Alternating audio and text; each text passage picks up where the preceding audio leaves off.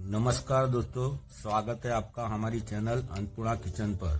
आज हम बनाने जा रहे हैं स्ट्रीट स्टाइल हक्का नूडल, जो झटपट बनते हैं, सुपर टेस्टी होते हैं और बच्चों से लेकर बड़ों तक सभी को पसंद आता है। वीडियो को शुरू करने से पहले मेरी आपसे एक रिक्वेस्ट है कि वीडियो को शेयर और लाइक जरूर कर देना। तो चलिए बिना टाइम वेस्ट किए शुरू करते हैं आज की रेसिपी हक्का नूडल।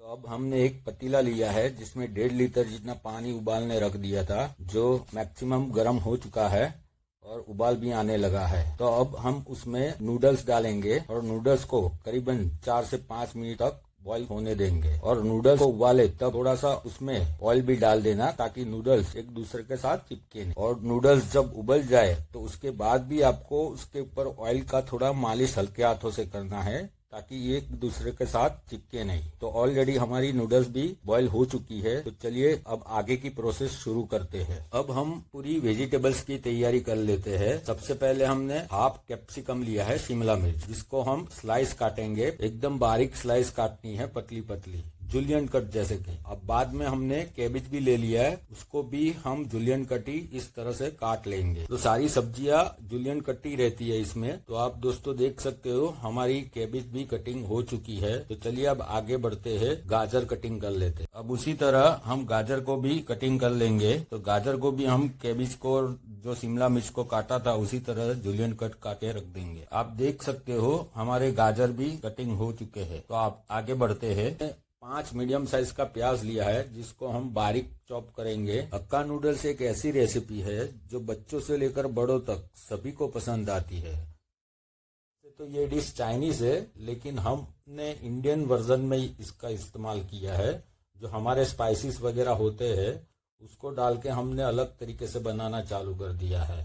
तो यहाँ पे जो बोला जाता है कि चाइनीज फूड है, लेकिन एक्चुअल में चाइनीज फूड की जो नूडल्स बनती है वो अलग ही बनती है। तो हमारा प्याज भी ऑलमोस्ट यहाँ पर कटिंग हो चुका है। तो अब आगे की प्रोसेस शुरू करते हैं। यहाँ पर हमने स्प्रिंग ओनियन लिया है, हरा प्याज, 5 से 6 हरा प्याज लिए है, जिसको हम इस तरह से काट लेंगे। तो हरा प्याज भी हमारा कटिंग हो चुका है।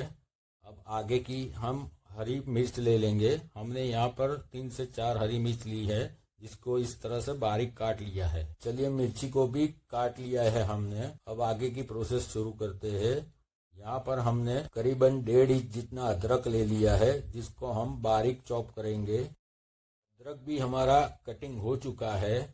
तो चलिए अब आगे की प्रोसेस शुरू करते हैं। यहाँ पर हमने ढेर सारा लहसुन लिया है। लहसुन हमने करीबन 20 से 25 कलियां ली है। लहसुन और अदरक को हम शुरुआत में नहीं डालेंगे। एक्चुअली चाइनीज नूडल्स में शुरुआत में ही अदरक और नूडल्स जब फ्राई करते हैं तब डालते हैं, लेकिन हमको बच्चों के लिए भी बनवाना है, तो इसके लिए हम शुरुआत में नहीं डालेंगे। यहाँ पर हमने स्प्रिंग ओनियन ले लिया है, कटिंग कर लिया है।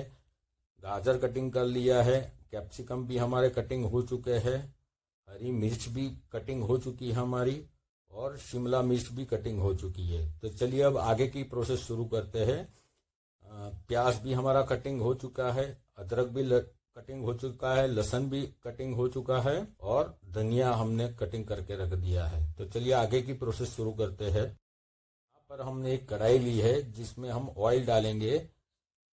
नूडल्स में ऑयल बहुत कम होता है। जैसे मैंने आपको आगे बताया था कि बच्चों के लिए भी बनवाना है, तो इसके लिए मैं शुरुआत में अदरक लहसुन नहीं डालूंगा। आप डाल सकते हो, बड़ों के लिए खाना है तो। अब उसको थोड़ी देर भूनेंगे जब तक कि वो हल्के सॉफ्ट ना हो जाए। गोभी पत्ता भी सॉफ्ट हो चुका है। तो अब हम उसमें जो हमने प्याज काट के रखी थी वो डाल देंगे और उसको भी थोड़ी देर तक भूनेंगे जब तक कि वो लाइट येलो ना हो जाए। कम से कम 2 से 3 मिनट तक हम प्याज को भूनेंगे जब तक कि वो थोड़े येलो ना हो जाए। ये प्याज भी हमारा तैयार हो चुका है। अब हम उसमें गाजर डालेंगे। दोस्तों इस डिश में सारी सब्जियां, सारे मसाले, सारे सॉसेस, इन सब का जब कॉम्बिनेशन होता है ना, उसका टेस्ट कुछ अलग ही निखर कर आता है। तो चलिए यहाँ पर गाजर भी अच्छे से सौते कर लिए है हमने। अब आगे की प्रोसेस शुरू करते हैं। हमने यहाँ पे शिमला मिर्च जो काट के रखी थी वो भी हम डाल देंगे और उसे भी अच्छे से सौते करेंगे। साथ में जो हमने हरी मिर्च भी काटी थी वो भी हम डाल देंगे। दोस्तों एक बार जरूर आप अपने घर पर इस तरह से नूडल्स बनाइएगा, बाहर जैसा ही स्वाद आपको आएगा। ये दोस्तों सारी वेजिटेबल्स भी हमारी अच्छे से भून गई है। अब हम उसमें सोया सॉस डालेंगे 2 चम्मच जितना, और उसे भी सब्जियों में अच्छे से मिक्स कर लेंगे। दोस्तों अब यहाँ पर इस डिश की जो मेन जान है वो हम डालेंगे नूडल्स, और नूडल्स को अच्छे से मिक्स कर लेंगे सब्जियों के साथ। जैसा कि मैंने आगे भी आपको कहा था कि नूडल्स को हमने बॉईल करने के बाद भी थोड़ा बहुत ऑयल से उसको पॉलिश कर दिया था ताकि वो एक दूसरे के साथ चिपके नहीं। तो अभी भी उसको अच्छे से भुनना है जब तक कि वो मसालों के साथ पूरी तरह से मिक्स न हो जाए।